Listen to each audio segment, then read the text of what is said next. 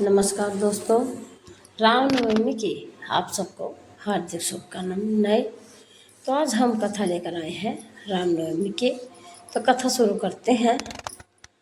भाई परकत कृपाला, दीन दयाला, कौशल्या हितकारी, हर्षित महतारी, मुनि मनहारी, अद्भुत रूप विचारी, जगत पालन करता श्री विष्णु ने अपने 7वें अवतार मर्यादा पुरुषोत्तम श्री रामचंद्र के रूप में अनेकों अविश्वसनीय और अद्भुत लीलाएं रची और अंत में प्रभु ने त्रिलोक विजेता अहंकारी रावण का संहार कर बुराई पर अच्छाई की महाविजय प्राप्त की।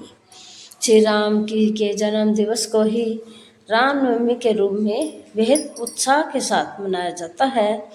आज इस लेख में हम आपके लिए रामनवमी की अनुपम कथा लेकर आए हैं। तो कथा इस प्रकार है। पौराणिक कथा के अनुसार अयोध्या के महाराज दशरथ को पुत्र रत्न की प्राप्ति नहीं हो रही थी। ऐसे में महाराज दशरथ ने अपने गुरु महर्षि वशिष्ठ के निर्देशों का पालन करते हुए एक महायज्ञ आयोजित किया। महाराज दशरथ ने इस यज्ञ में सभी यशस्वी ऋषि मुनियों को आमंत्रित किया।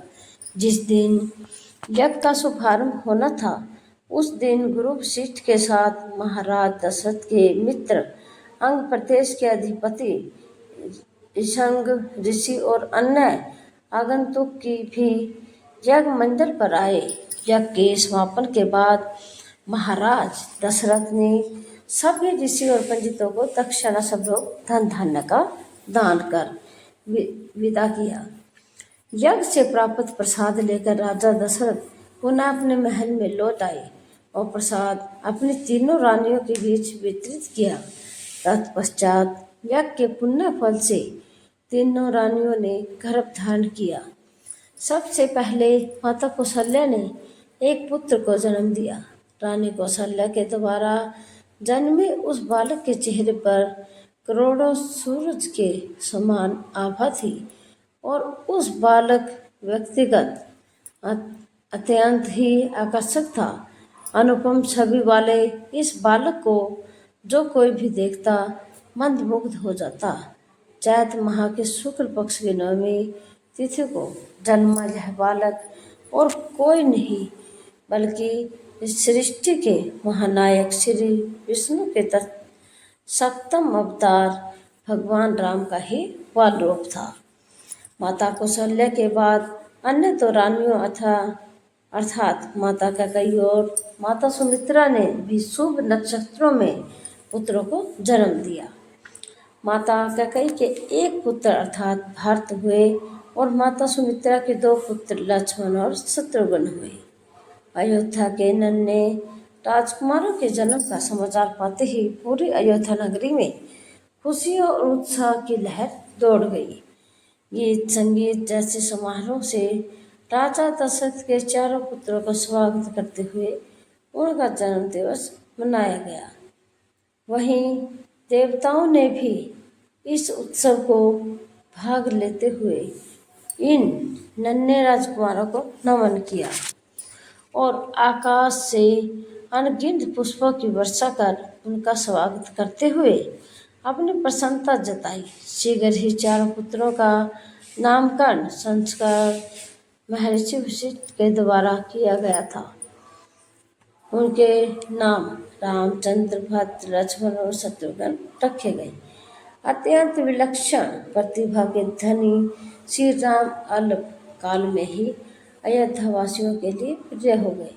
उन्हें सभी प्रकार के अस्त्र शस्त्र चलाने में असाधारण निपुणता प्राप्त हो गई। वे नियंत्रण माता पिता और गुरुजनों की सेवा में लगे रहते थे।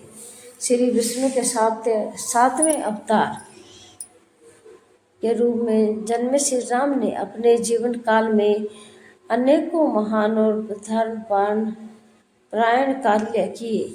चाहे सीता स्वयंवर में धनुष तोड़ना हो, यहाँ महाबली वाली का वध कर सुखदेव की सहायता करनी हो। विवाह के पश्चात मर्यादा पुरुषोत्तम श्री राम अपने पिता की आज्ञा का पालन करते हुए पत्नी सीता और अनुज लक्ष्मण समेत वनवास वनवास स्वीकार किया, जहाँ माता सीता की दुराचारी रावण से रक्षा करते हुए प्रभु ने अत्याचारी रावण का संहार किया। वे वही राम है जो स्वयं जगत के पालनहार है और दुर्लभ शक्तियों के स्वामी है, किंतु उन्होंने एक साधारण मनुष्य जीवन का एक अद्भुत उदाहरण प्रस्तुत किया है।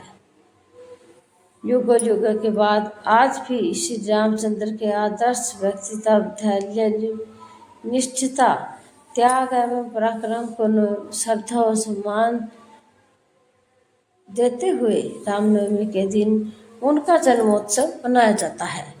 आज भी राम भक्त अनन्य आस्था के साथ अपने आराध्य श्री राम का अवतार दिवस मनाते हैं। ऐसी ही धार्मिक और पौराणिक कथाओं और कहानियों के लिए आप हमारे चैनल को लाइक करें, शेयर करें, सब्सक्राइब